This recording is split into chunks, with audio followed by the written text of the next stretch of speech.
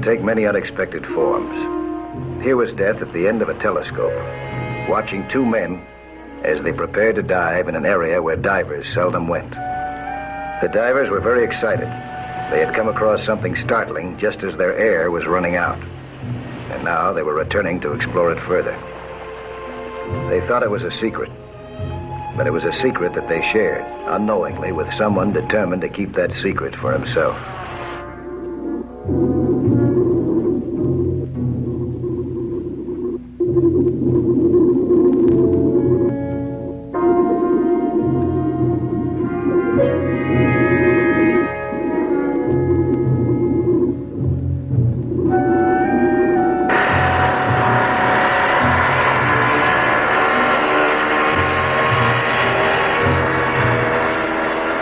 Deep below them was the wreckage of a large yacht. It could be the Sea Wind, one of the most luxurious yachts ever built. If it was, they had made a tremendous discovery. For the Sea Wind had gone down in a violent storm without a trace before her disabled radio could even give her position. The yacht's owner was Mrs. Bradley Reese, one of the world's richest women. She was on the ship when it sank. With her was part of her magnificent collection of jewels, worth many millions. The discovery of the Sea Wind would be front-page news around the globe.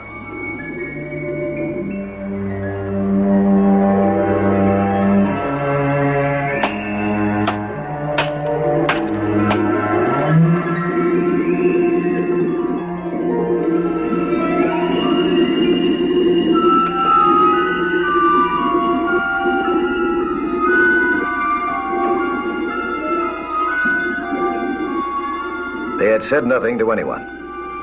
Now they would learn whether it was the Sea Wind or not. They had found the Sea Wind, but at the same time, they had found more than they had ever bargained for. On the surface, a visitor had come to their boat, a deadly visitor, with a clever plan for destroying the lives of those who interfered with him.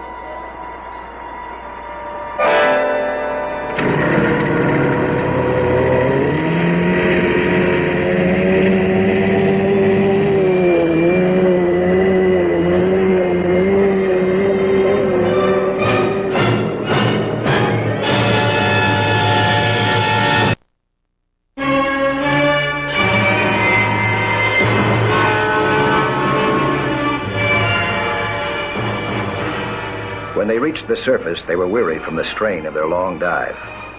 They didn't realize it then, but there was little chance for them to survive. They were miles from shore, and their boat was gone. They weren't experienced swimmers.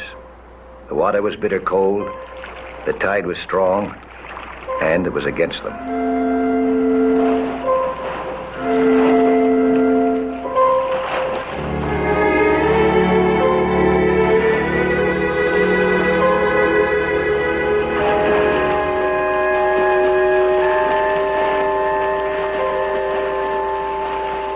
Their strength lasted for a few hours. The stronger one still kept struggling. Then he too succumbed. Bodies were found that would look like accidental drowning, except to the suspicious eye of my good friend, Captain Greg Evans. Well, that's about the size of it, Mike. I think it's murder. See, one of these fellows was overheard saying something about finding a sunken yacht. Now, of course, that doesn't mean anything in itself. But when you put it together with these... Boy, oh boy. Belonged to Mrs. Bradley Reese. The heiress, huh? Went down on the Sea Wind. They went down on the yacht with her. That was Mrs. Reese's favorite. Probably right on her finger when she died. I suppose you've checked them for saltwater traces. Oh, sure. Lab says positive. Point is, Mike, these have been turning up in pawn shops all over town. There's only one logical conclusion. Someone's located the wreck of the Sea Wind. Using it for a private treasure chest. Looting it bit by bit. And apparently he didn't want to share his private treasure chest with the two unfortunate divers that stumbled onto it, so he killed them, huh? That's my theory. Well, if he's been pawning this stuff all over like this, you must have a pretty good description of the guy. Oh, sure. We have descriptions. Plenty of them. He's using disguises. Well, how do you know it's the same fella? Well, we think he made one slip.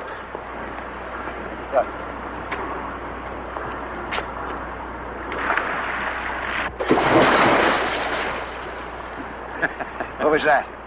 What? The slip. You said he made a slip. Oh. Well, it seems that every time he collected on one of these, he pulled out the same money clip. Had a very distinctive design. Now, we haven't been able to pinpoint the description, but it's supposed to look like a claw or a foot or something.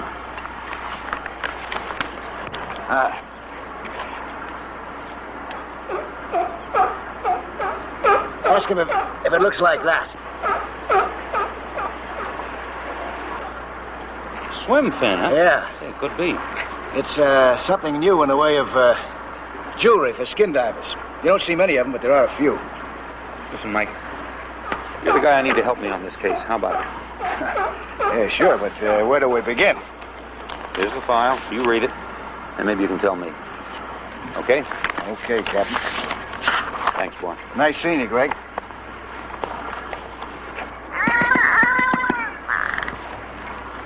Huh? What do you say? Huh?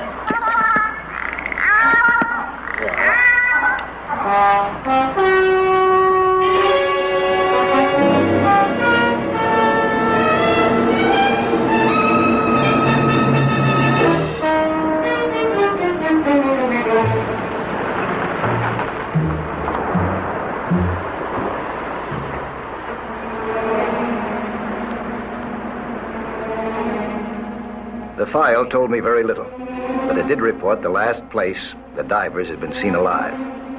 That was at a supply shop on the end of the Rogers Point Pier. They had stopped there to fill their air tanks. The shop owner had done his best to be helpful to Captain Evans and the authorities. His name was Louis Martin. Mr. Martin? Mr. Lou Martin? I do. Well, that's one use for an air tank. Ever try to clean a bait tank on a hot day? Helps. Yeah, I know what you mean. I'm Mike Nelson. Did Captain Evans? Oh, yes. Captain Evans called, said you were coming out. Said I was to give you every possible assistance. Well, I'll need it. I want to take a boat out in the direction that you last saw them heading. It was out towards, what's the name of that reef? Barclay Reef. Yeah. Is that it right out there? Yeah. Hey, you mind if I use your binoculars? Not at all. Go ahead.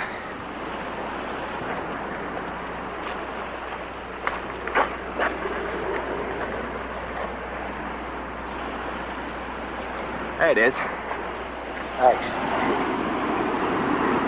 Oh, yeah. I want to take a look at that bottom out there, too. That boat's still missing. Give me something to look for. Maybe their tanks, too.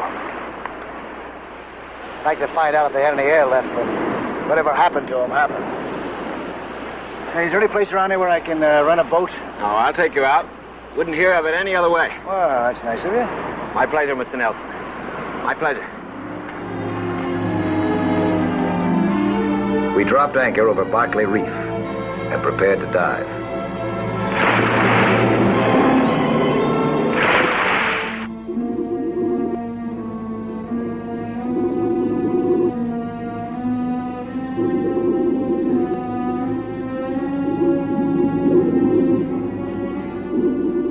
Lou soon proved that he was an excellent diver and a good companion. He went out of his way to be helpful. Even so, we found nothing.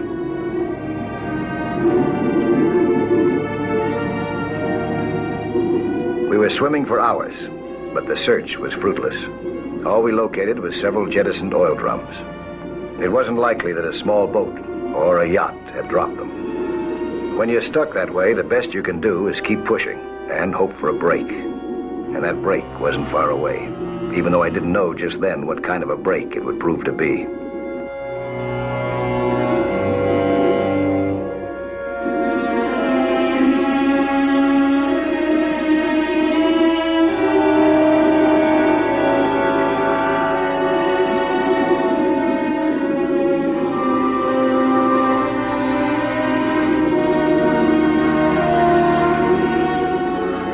I had gone to 120 feet. Then I realized that Lou was in trouble.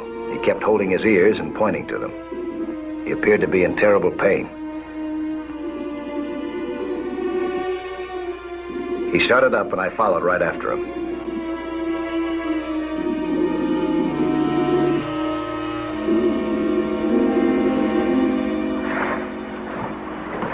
Does this happen here much? Maybe you try to force it. You know, you should wait at a level and let your ears kind of get used to it. No. Just couldn't clear them, huh? Every time I go below 100 feet, I have trouble equalizing. I have some tablets in my pants pocket. Would you give them to me, please? Your headache? Yeah.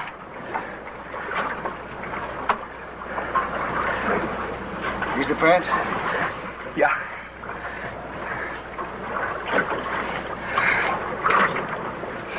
This what you want? Yeah. As I reached into his pocket, I found something else. A money clip in the shape of a swim fin. One like it had been carried by the man pawning the jewelry from the Seawind. I could be just across the deck from the very man that I've been looking for all along. The man who had already killed 2 people to keep the secret of his private underwater graveyard.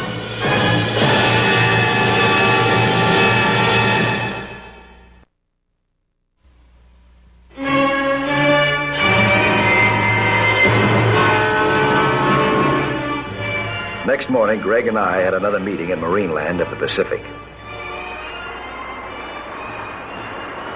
Yeah, it all checks out. He's a man, all right. You mean because you found the money clip on him? Well, that's one reason. But another one is the fact that he can't go below 100 feet. What's that got to do with it? The continental shelf drops off very suddenly along here. Goes real deep, except for 2 areas. And that's less than 100 feet deep, both those areas. This one up here, and the one down here. So? Well, we've covered this area completely. I know every foot of it. But down here, he's avoided it. He's kept me away from it. Carter's Ledge. Why? Because that's where the wreck of the Seawind lies. I'd be willing to bet anything. Oh, you feel that the Seawind can't be down over 100? Oh, because he can't dive over 100 feet. Exactly. That's still not enough against... I mean, that's not enough that we can give to a jury. That's right. You can't just pick him up on suspicion. And he's not going to admit anything, that's for sure. Because he's found a way to kill that's airtight. Sure. Just lets his victims drown all by themselves. No violence, no evidence. If he were to kill somebody again, he'd use the same method again, wouldn't he? I mean, it's safe. It works. Probably. Why? What are you thinking about? We're going to have to set him up again if we're going to knock him over. Our scheme was very elaborate and seemed foolproof. Greg stationed himself at the telescope carrying a walkie-talkie. This gave him continuous contact with an amphibian ready for a quick takeoff. Lou had hardly batted an eye when I first suggested going to Carter's Ledge. I thought that he'd try to talk me out of it, but he didn't. He merely said that in that type of water, no diver should be without a partner, and that he'd make the dive with me. I told him that I could never thank him enough.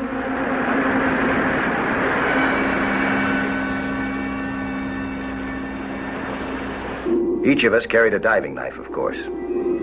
I was prepared to move quickly if he drifted just behind me.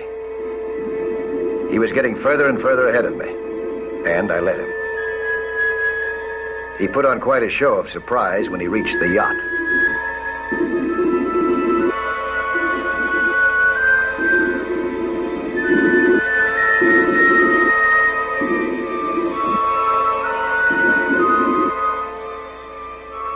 Suddenly, Lou was no longer in sight. Perhaps he'd already deserted me. A few feet away was an open cabin door.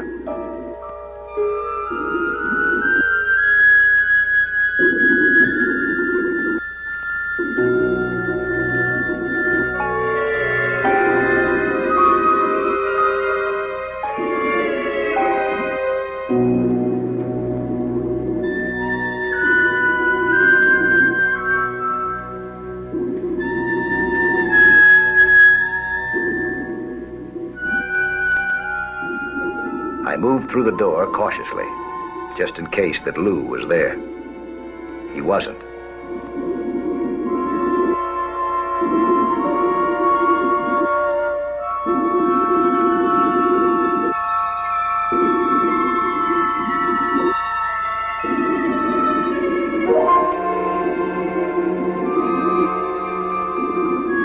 have been a stateroom. A broken frame and some shreds of rotten canvas were on the wall.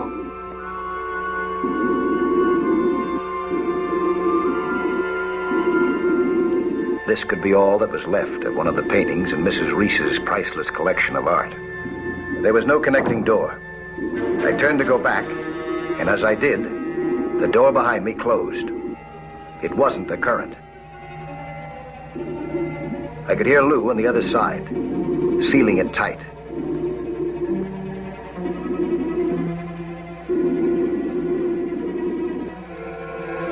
I had dropped my guard for just a moment, staring at that ruined painting, and that was all that he needed.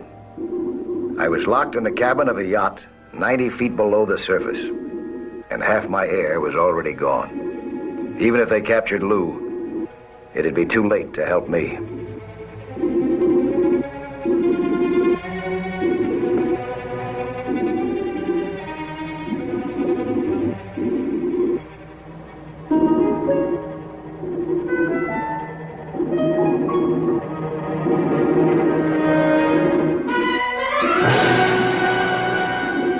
I examined the lock very carefully.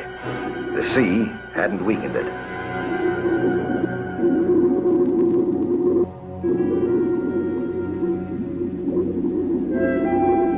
I tried to pick the lock with my knife and got nowhere.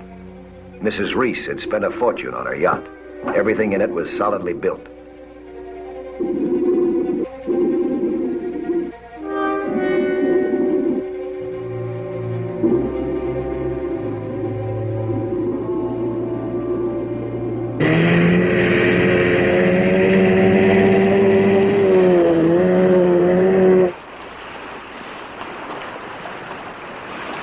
PG-1 to PG-2. You can take off now.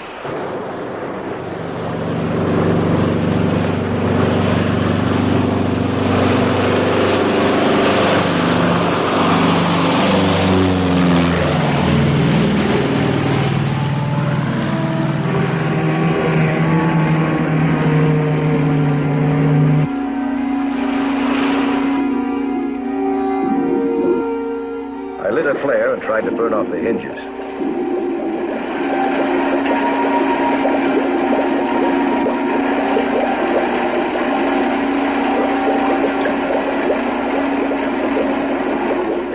It didn't seem to work.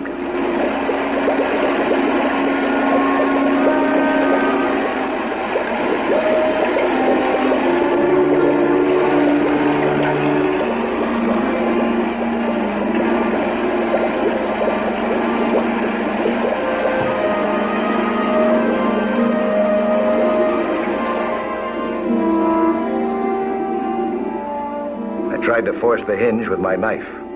The point broke off.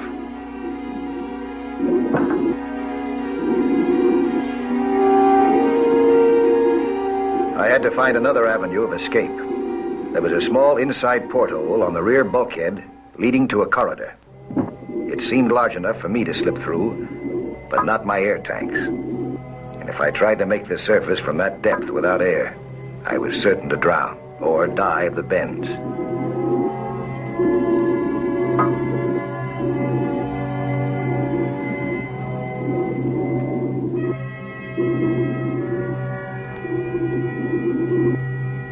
This had to be the only answer. I removed my air tanks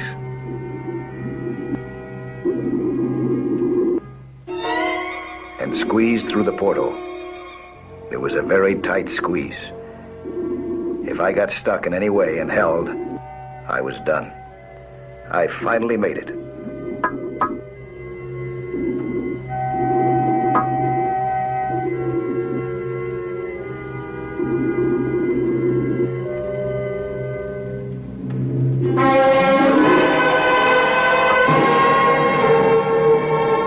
With my lungs bursting, I swam around the corridor to pry the cabin door open and recover my air tanks.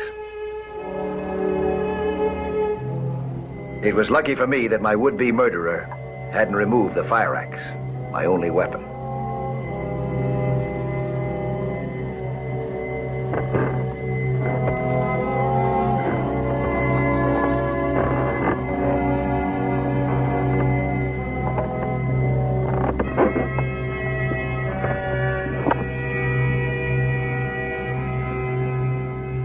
was on the verge of blacking out when I reached my air tanks.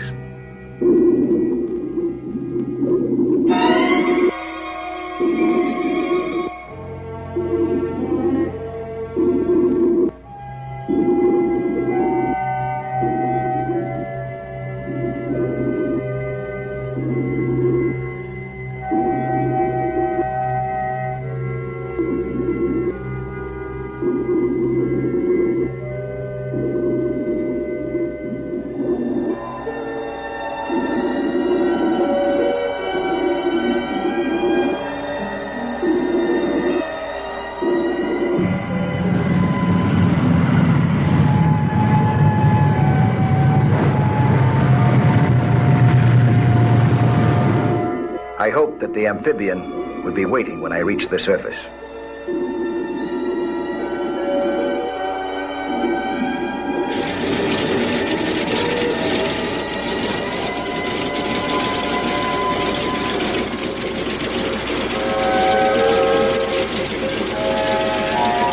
It was waiting.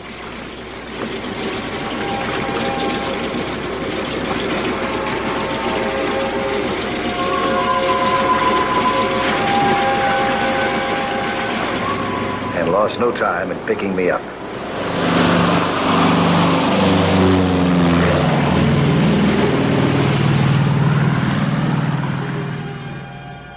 We reached the pier just in time to intercept Lou.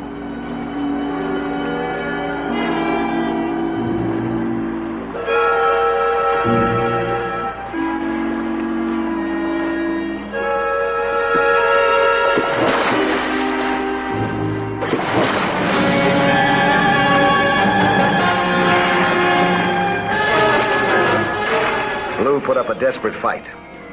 It was a fight for his life.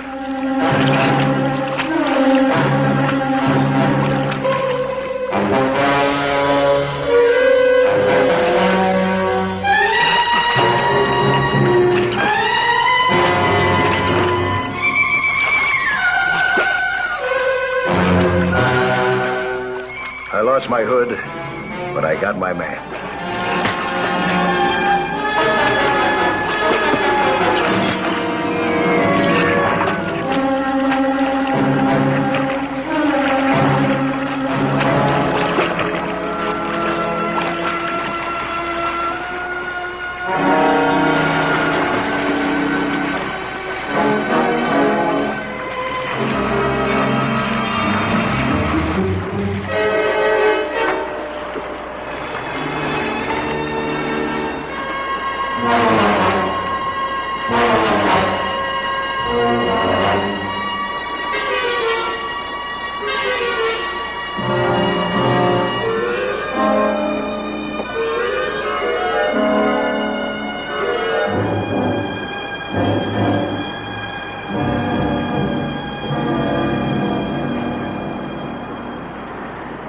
Squawk car will be here in a minute. You realize that you had a fortune in the palm of your hand? A legitimate one? Legitimate fortune? Who are you kidding? Nobody, it's true. You had a perfectly legal salvage claim on that yacht. Big percentage of it belonged to you. Now you've got nothing. 2 men dead. Agreed.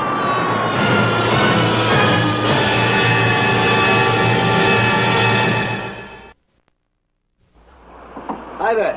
I'm Lloyd Bridges. Skin diving is certainly a lot of fun, and it's full of adventure. See some more of it again next week, huh? When there'll be another excursion into that fabulous underwater world of Sea Hunt.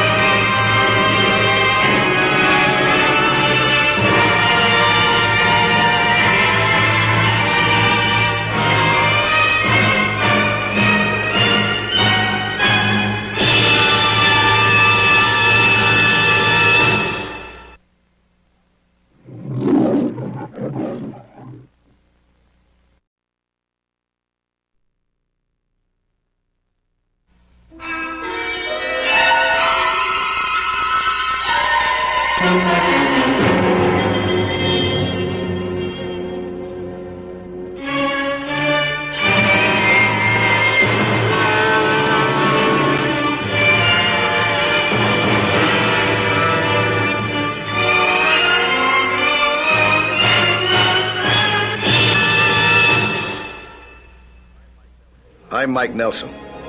My job this trip was surveying some inland lakes for one of the American republics. With the help of my teammate, Rodolfo Cordoba, a local engineer. This underwater survey had been a rough job from the start.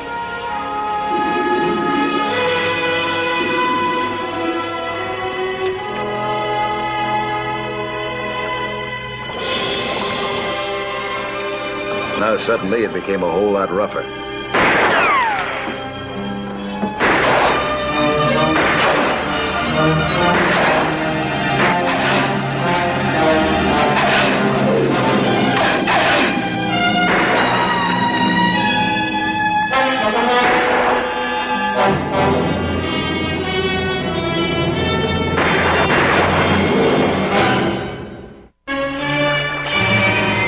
The hull of our cruiser gave us some protection against that rifle fire from shore.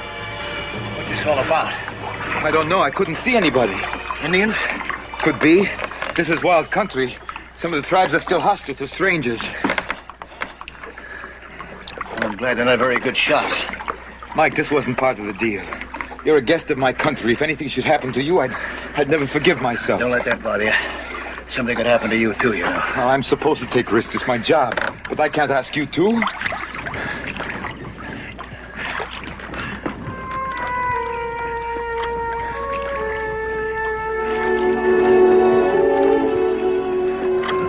why they're not out looking for us. I don't like it, Mike. Maybe they don't have any boats. Well, more than likely they're waiting till dark to use them. I'm going to radio the capital for some soldiers. Oh, that'll be days before they get here. See, maybe we can get through tonight. And we won't need them. If we get through.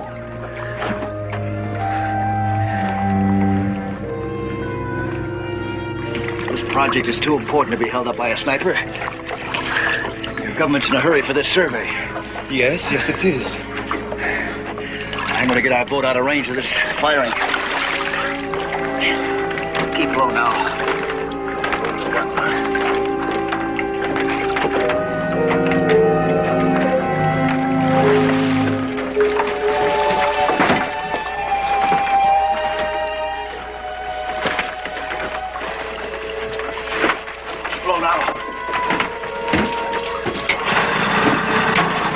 We broke for the far end of the lake and made it. We stayed there overnight. Then headed back. The riflemen stayed out of sight, so we decided to resume operations.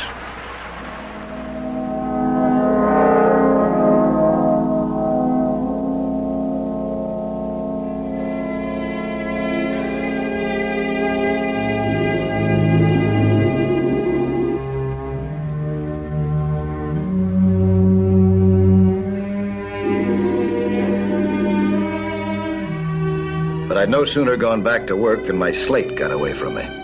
Carried away, I mean, by a surprisingly swift current.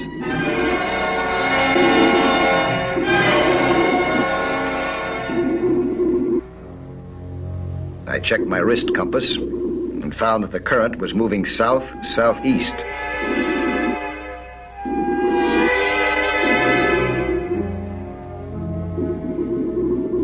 That was something that I wanted to tell my teammate, Rudy, right away. There's quite a current down there. Well, forgive me, Mike, but it isn't surprising, is it, finding a current in a lake this size? But this current goes south-southeast. Toward those mountains that separate this lake from the other one. So, suppose that current goes underground. It continues flowing south, underneath those mountains, and into the other lake. It's possible. Just a minute.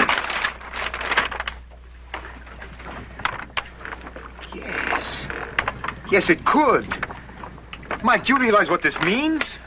It means that nature may be digging that canal for us. Exactly. It may be necessary only to follow the underground current, plant explosives along it, and blast the mountains from below. You simmer down now. We haven't even found an underground current. Well, it must flow out of this lake someplace. All we have to do is find out where, huh?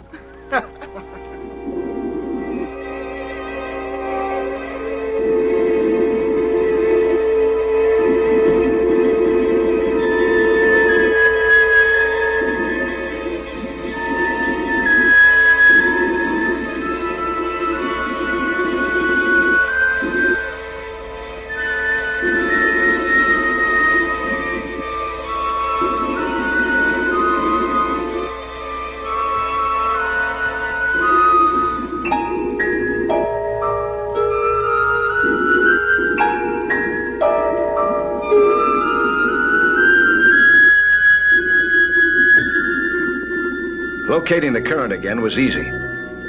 Finding the point where it flowed out of the lake was a lot harder. We tracked the current finally to the southern end of the lake and lost it there in a maze of rocks.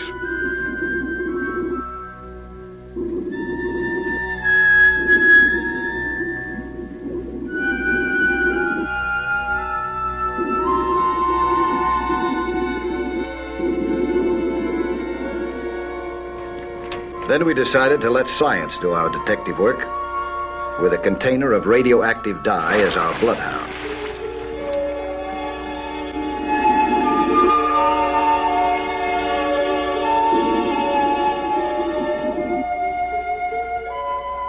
I released the dye in the water and let the current take it on its way, I hoped, to its sister lake beyond the hills.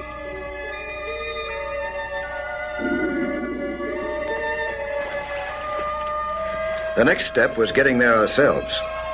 We anchored the cruiser in a secluded cove and made it to shore in a rubber raft.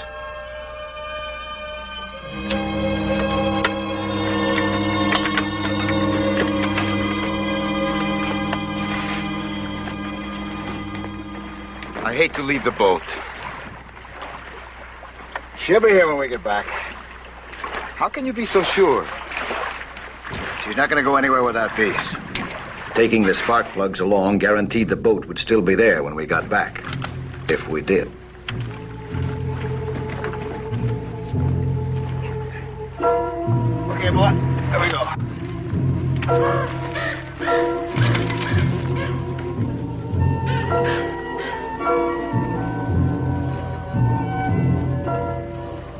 The lakes were less than a mile apart, as the crow flies. The way we had to go made it a lot longer and hotter with the heavy equipment that we were toting. We didn't see anybody, but we could almost feel them. And then, without warning, they made their move.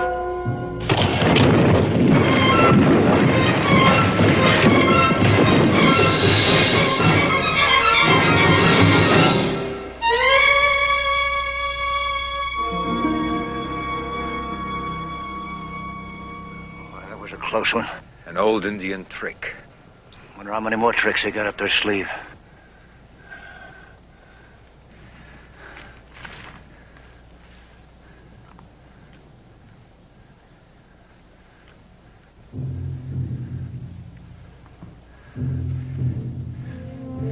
Come on.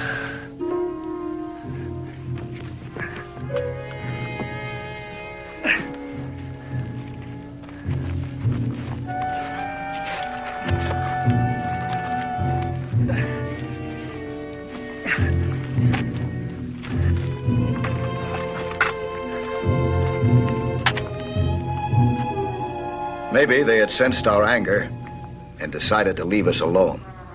They left us alone for quite a while, mile after mile. Then, just as we sighted the last hill between us and the second lake,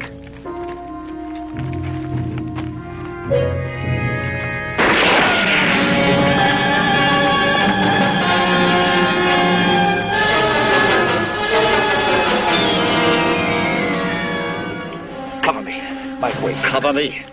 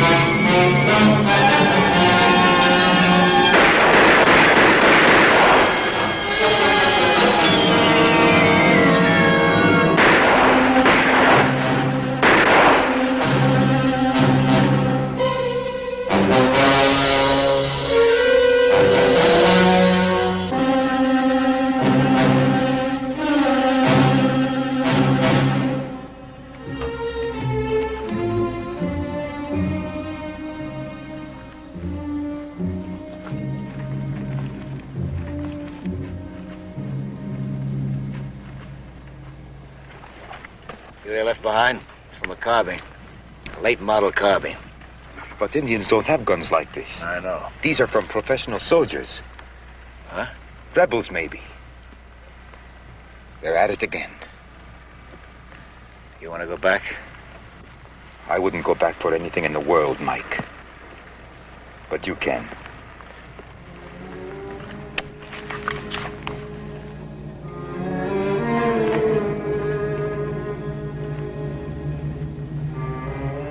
We pushed on. We had to. We'd long since passed the point of no return.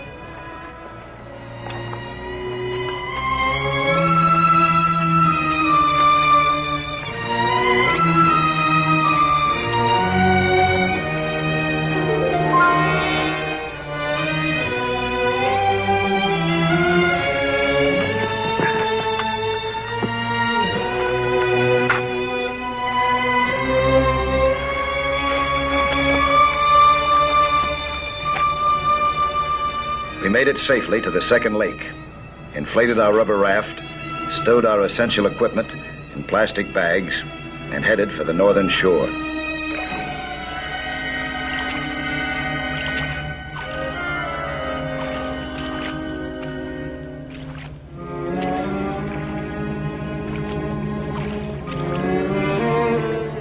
"50 yards out was where it happened.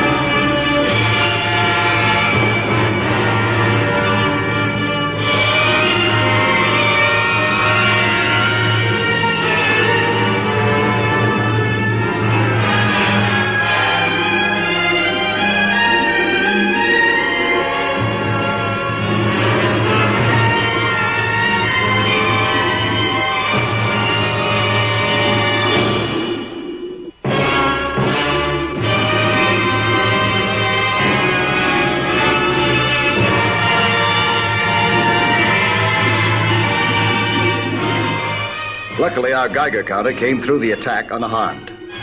Now, if the counter could pick up any trace of unusual radioactivity in this lake, we'd know that there was a connection with the first lake, an underground channel, and the Geiger counter might guide us to it. We swam toward the lake's northern shore, where the radioactivity should be strongest. But our Geiger counter indicated only the normal amount. We were just about to turn back when up ahead we spotted the entrance to a cave.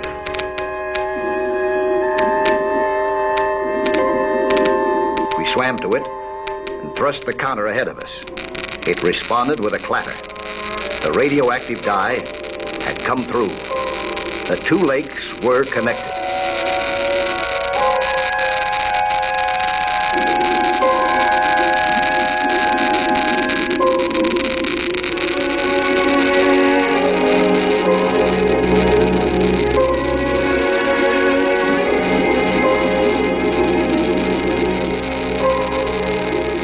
I was as excited as Rudy, but we still had a big question to answer.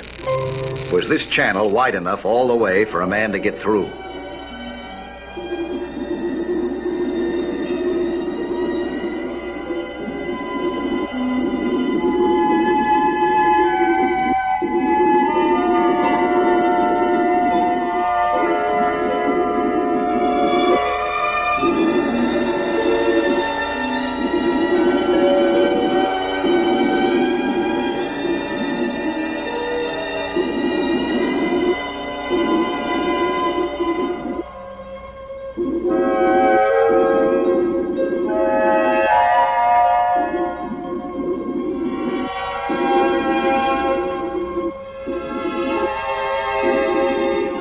The channel turned out to be just wide enough for one-way traffic.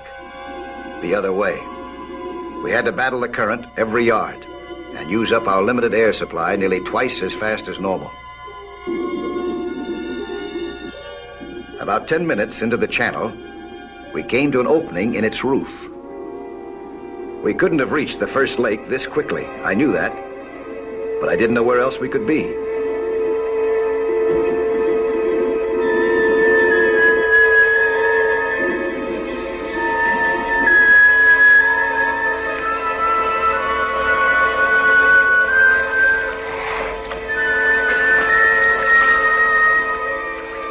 Where are we, Mike? What is this? Some kind of a cave. I wonder where that light is coming from. It's gotta come from the outside. Then there must be an entrance to the cave from above ground. It's sure worth taking a look. Come on. As far as I could tell, we were in a huge natural cavern inside one of the many hills that we'd crossed on our way to the second lake.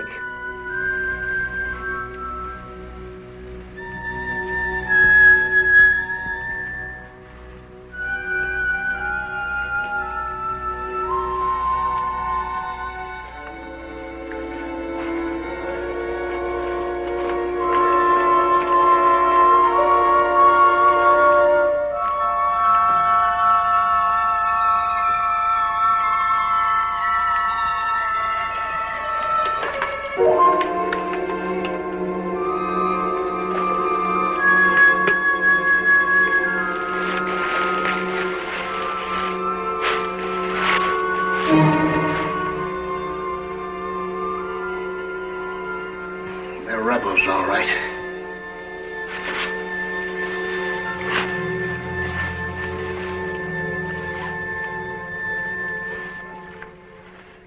There's enough war material here to really start big trouble. Aranda. This is Aranda's supply depot. It's got to be. Aranda, the ex-dictator? Yes. When the government drove him from power, he swore he'd march on the capital someday again. And set up the old tyranny again. Looks like he meant what he said. So these are the guys that have been sniping at us, huh? We've got to stop him. I don't know if we can stop him. But we might be able to slow him up a little. That bag of yours. I think I put in some charges, some detonating stuff, so see if you can find it.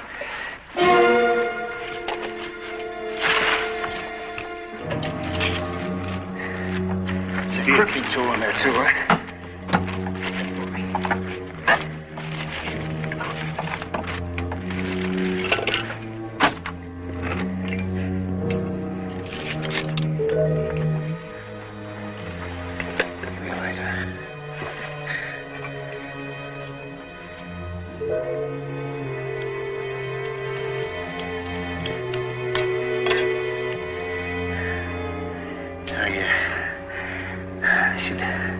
Gives about 20 minutes leeway.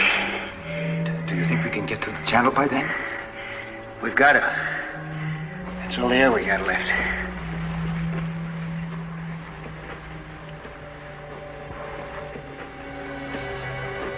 What's the matter, Michelle?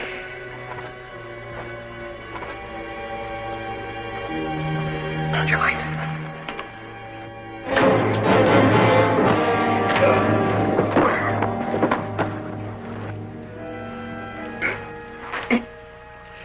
Let's get out of here. Here, hold this.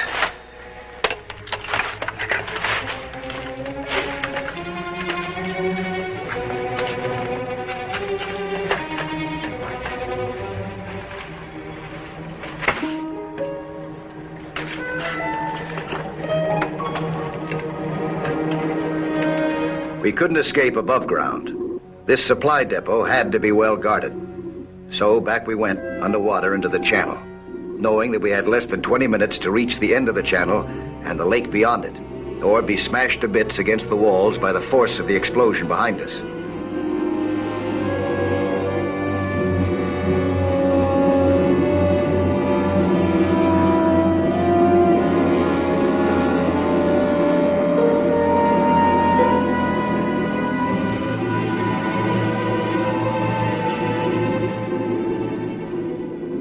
We made the best time that we could along the winding passage, hoping that it would stay this wide all the way.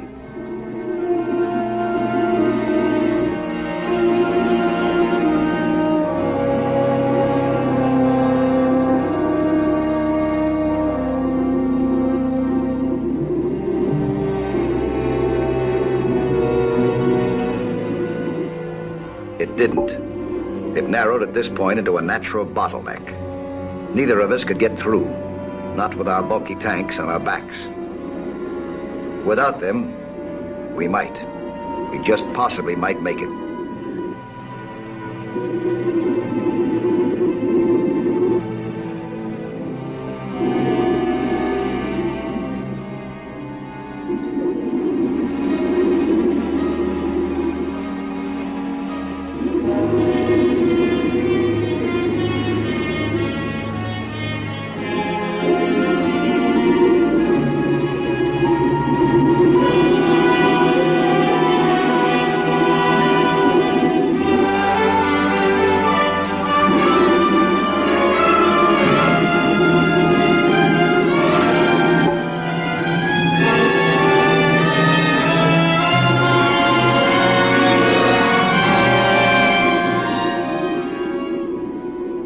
We made it all right, but we had less than 5 minutes worth of air in our tanks now.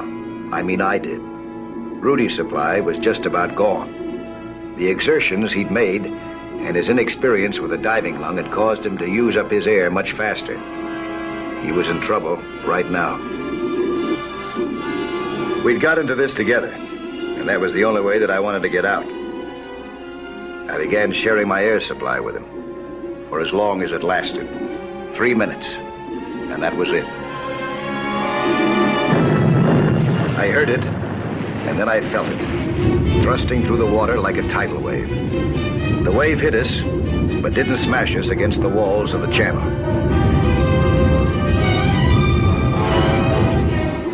Instead, it thrust us out and up into the lake like a giant broom.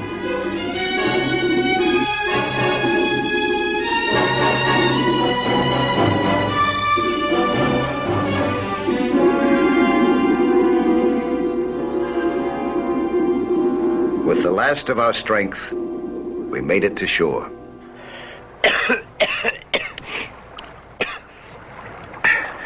It worked, Mike. It worked. Just like in the storybooks. We saved our lives and wrecked Aranda's plans. I don't know where our boat is. How about you, huh? You think you feel strong enough to see if we can find it? Oh, I have to. I must radio my government. They will want to send some troops to mop up the rebels. You give them a message for me, will you? Yes. What is it? Survey completed. Demolition work already started.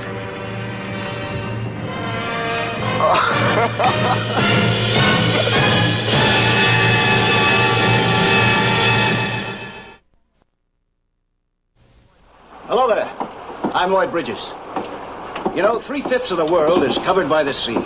And how little most of us know about that underwater world. Go below with us again next week, huh? For another thrilling adventure in Sea Hunt.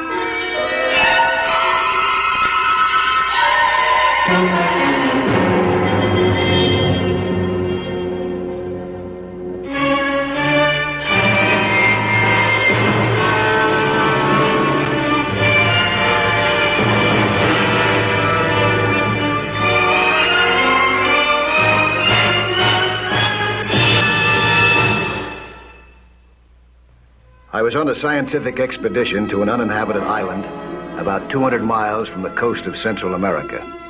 With me were my friends, the Masons, Ken and his wife, Joan.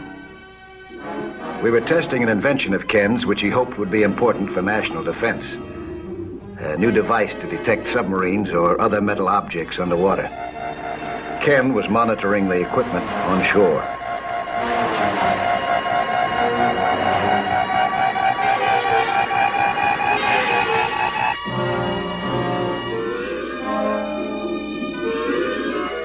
The next phase was to test the detector. We used our metal porter subs. Although our experiments had a serious purpose, Joan and I were having a lot of fun. Ken got a good signal as soon as we entered the test zone. His equipment was working fine.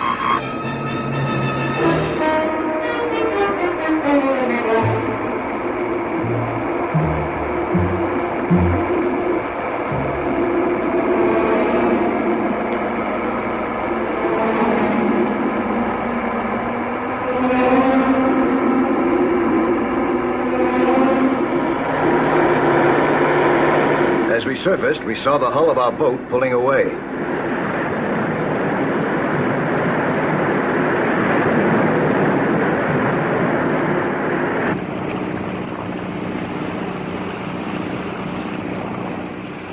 Hey, where's the boat?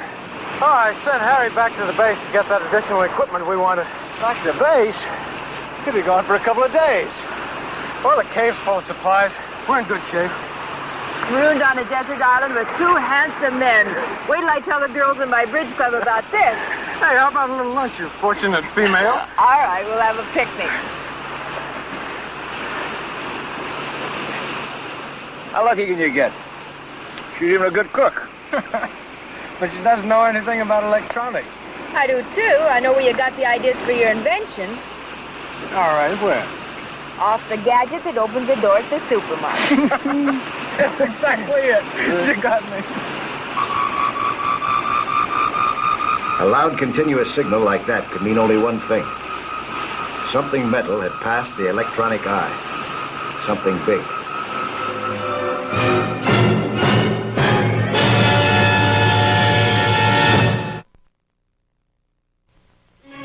There was only one way to find out, and that was to go underwater and see.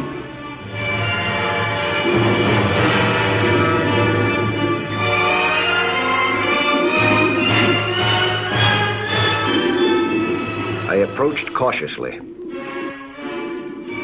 What I saw made a chill run through my body. It was a big submarine. It had no markings, but I knew that it wasn't one of ours. Frogmen were leaving the sub in military order. I kept out of sight and observed them carefully. Their type of diving gear confirmed my fear that this was a foreign sub, one that had no right to be in these waters.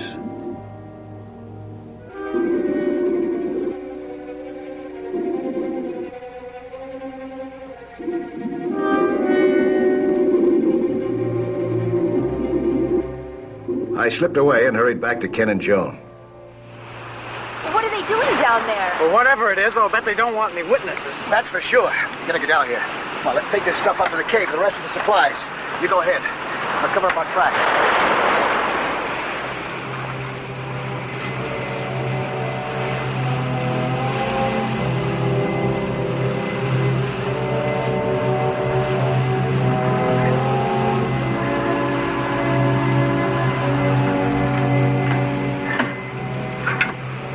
Where's the binoculars, you know? Here they are.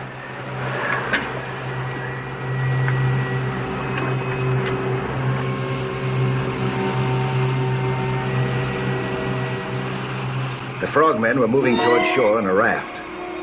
If they searched the whole island, they'd be sure to find us. Wait, what if they find that apparatus we've got underwater? I was thinking about that, too. Well, couldn't we bury it? No, not now. Bottom's crawling with frogmen.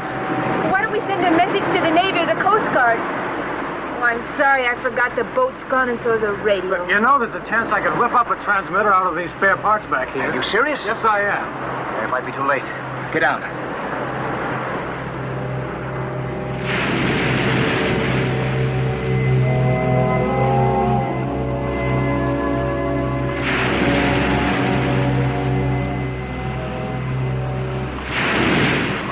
they found those terminals. They're looking for us. What'll they do if they find us? Take it easy, honey. Now, let's not worry about that until it happens.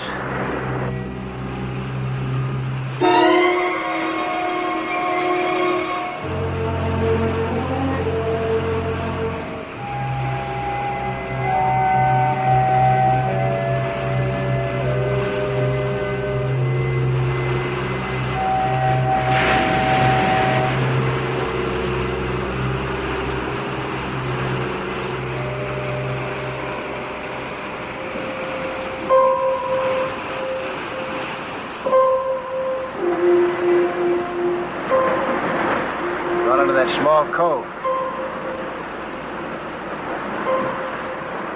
Let's see what they're up to.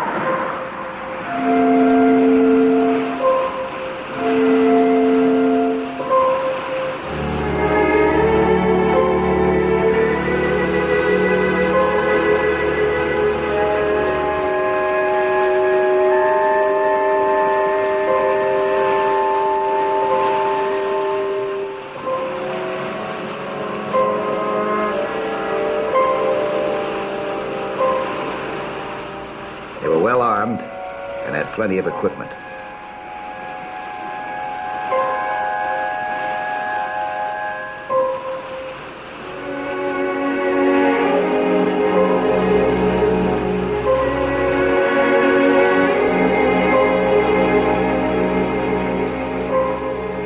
Sounds like they're going to stay a while. Going to be doing some surveying up here, too. What makes you think so? They brought their equipment and some dynamite. Dynamite? What for? I have no idea. We'll soon find out, I'm afraid.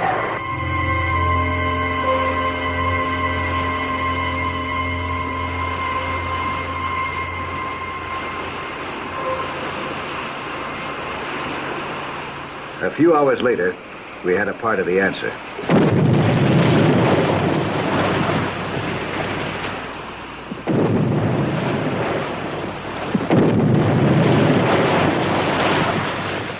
They were systematically clearing the bottom close to the island. We realized that a lot more than our own lives was at stake.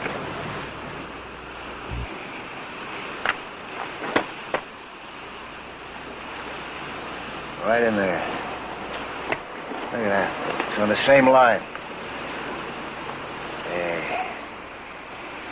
Look what happens when you extend that line. What, the canal? The Panama Canal.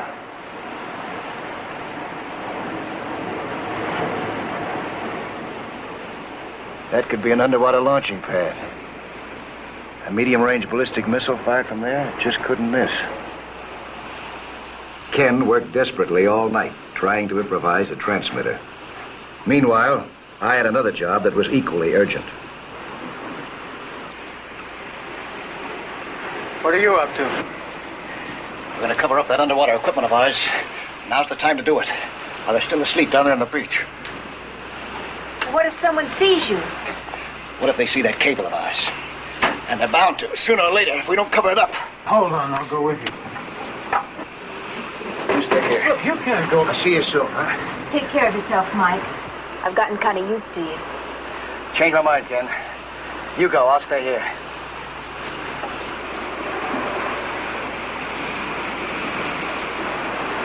Sit down.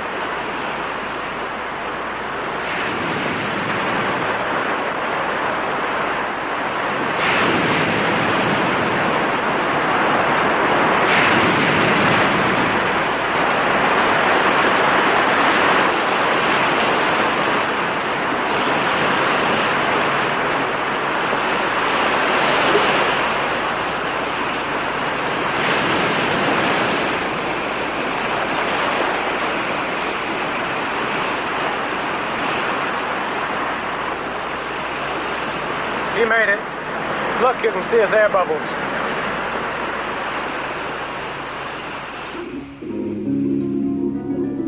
As soon as I reached the area of the sub, I realized that not everyone was asleep.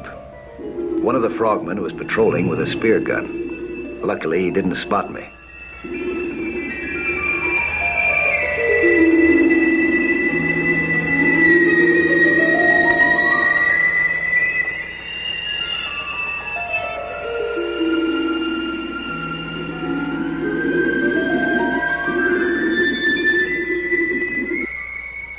sub seemed quiet.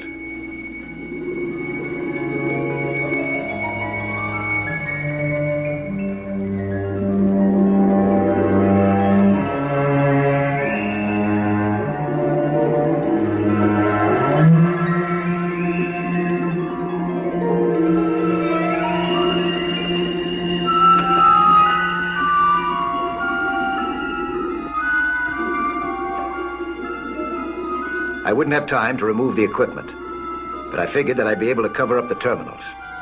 I started to use rocks as camouflage.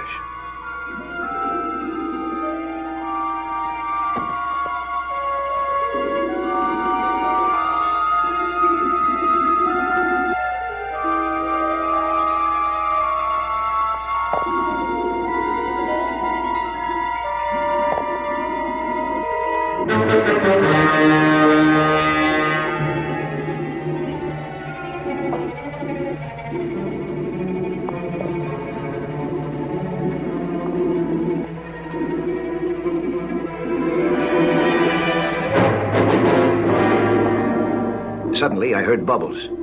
I looked up and was face to face with a frogman, aiming a double-barreled spear gun right at me.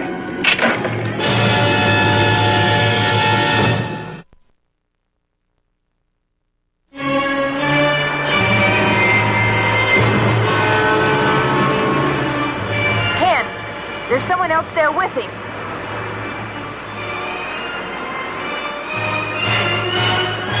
His first shot missed me, but he had another spear, and I kept moving as fast as I could. I was running for cover, and to get as far from that sub as possible. But even without help, his spear gun gave him all the advantage that he needed, and he stayed right on my heels.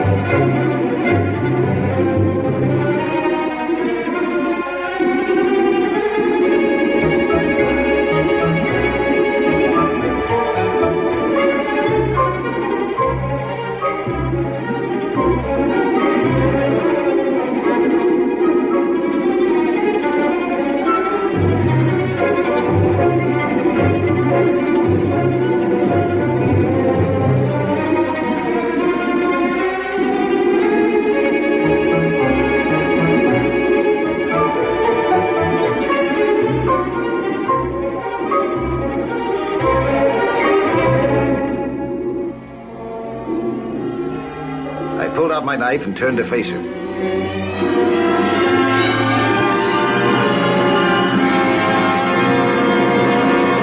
Before he could reach me, Ken had rushed in and stabbed him. He hadn't found me a minute too soon.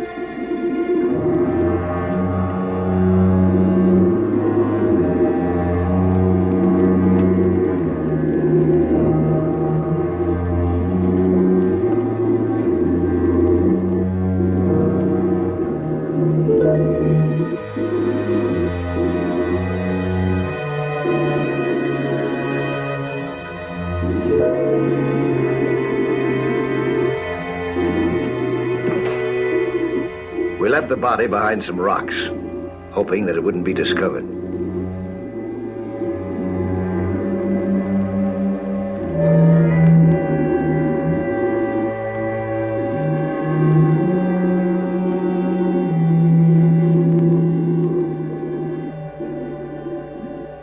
Suddenly, 2 underwater surveyors came by, perhaps looking for the missing man.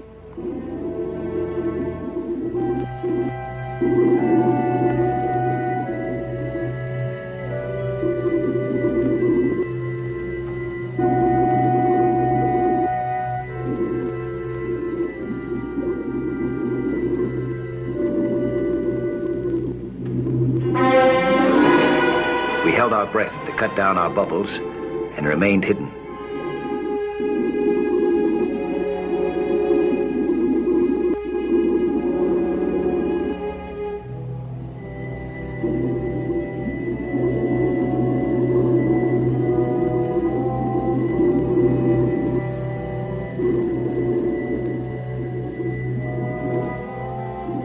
They didn't see us.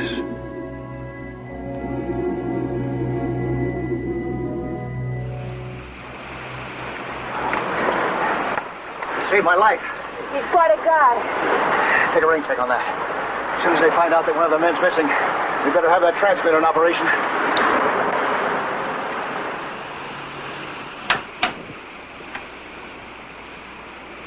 How's it going? It's no good.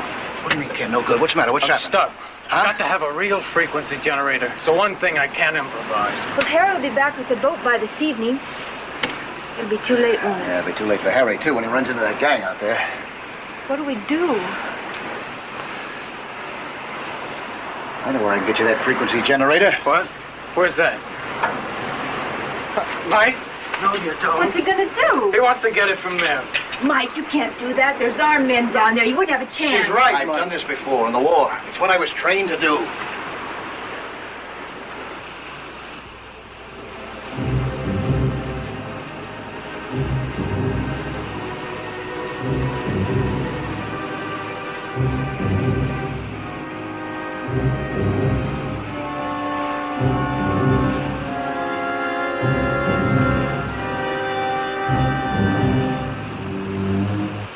Most of the men were at sea. I could see that there was only one sentry on guard.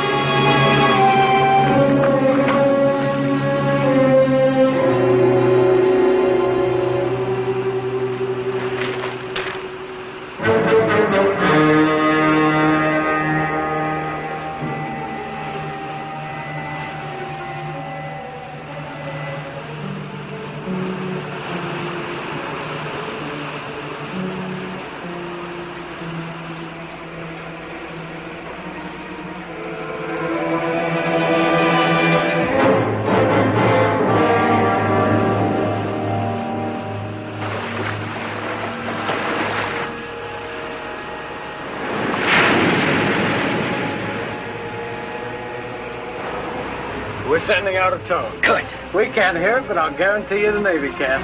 What do you mean? You're jamming the frequency? Yeah, good strong signal. Can you rig up a key and send out a message?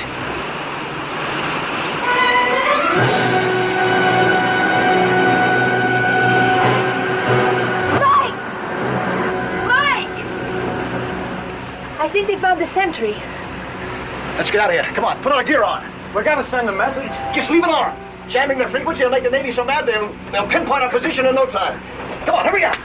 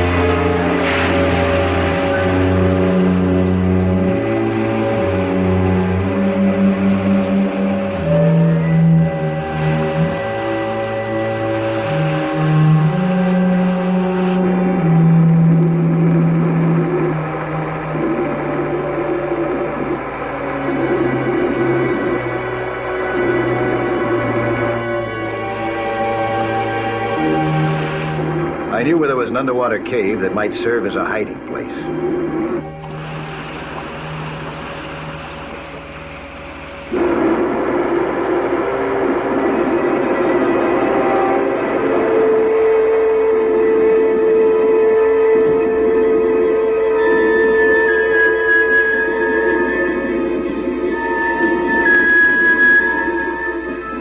When they lost our bubbles, they thought of an easy method to finish us off.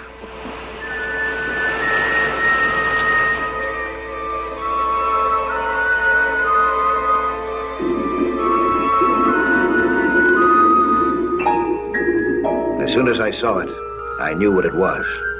Delayed action explosives. We had only a few seconds to brace ourselves.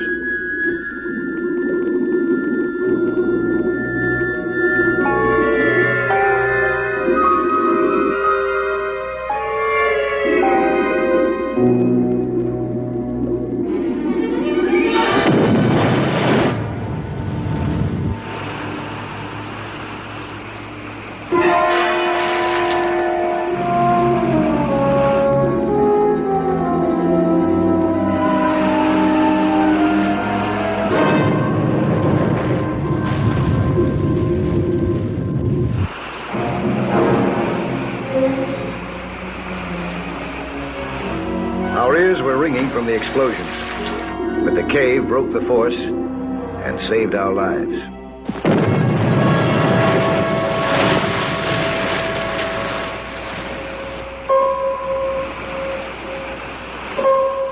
I knew they'd come in to finish the job, and our air would give out soon. We had to slip away if we could.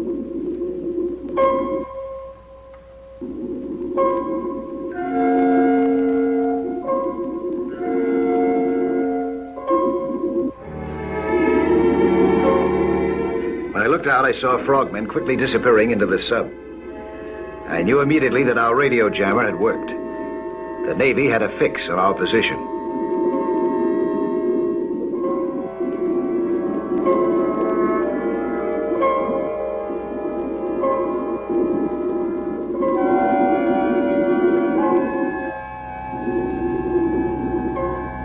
The sub pulled out at full speed. It was too late.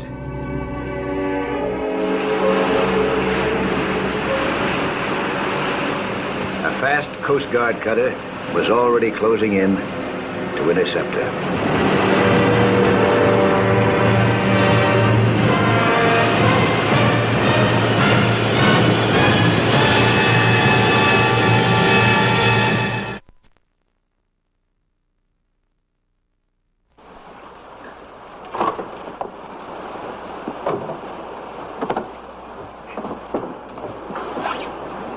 I'll be back next week at this same time with another sea hunt story. Plan to be with us again, huh?